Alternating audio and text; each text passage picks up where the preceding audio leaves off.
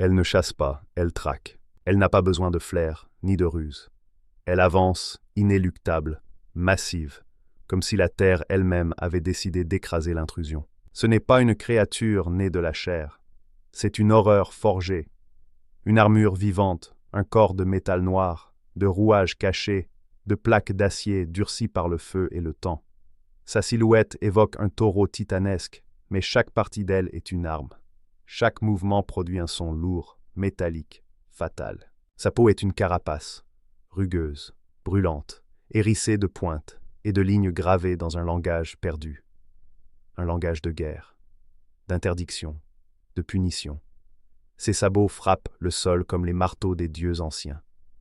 Son souffle n'est pas un souffle. C'est un cri d'alchimie, une vapeur verdâtre, sifflante et lourde, une brume qui ne tue pas. Elle fige, elle pétrifie. Ce poison vivant s'infiltre dans les poumons, coule sur la peau, s'accroche au cri. En un instant, la chair se raidit, les yeux se figent, et le dernier geste reste, suspendu dans l'éternité. Ses yeux ne regardent pas, ils brûlent. Deux orbes rougeoyants comme deux forges éternelles sondent les vibrations du monde.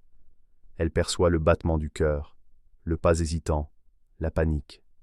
Et quand elle charge, le sol tremble. Il ne reste rien, rien que le silence. Et les statues. Ces statues ne tombent pas. Elles restent debout, figées dans la peur ou la fuite, recouvertes par les âges. Certaines couvertes de mousse, d'autres brisées par le temps, mais toutes intactes dans leur dernier souffle. Des souvenirs figés, des avertissements. Certains pensent qu'elle a été créée par un dieu de la guerre. D'autres, qu'elle est l'arme oubliée d'une civilisation disparue. Ce qu'on sait, c'est qu'elle n'a pas de maître, pas d'objectif. Seulement un instinct, défendre, protéger, écraser. Elle ne parle pas. Elle gronde.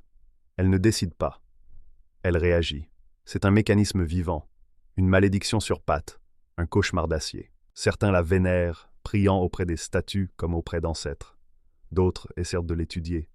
Aucun ne revient, car elle est la cage qui vous poursuit, la vapeur qui vous prend à la gorge, l'acier qui respire. Je suis une gorgon. À la semaine prochaine pour une nouvelle créature. Dis-moi en commentaire laquelle tu veux voir.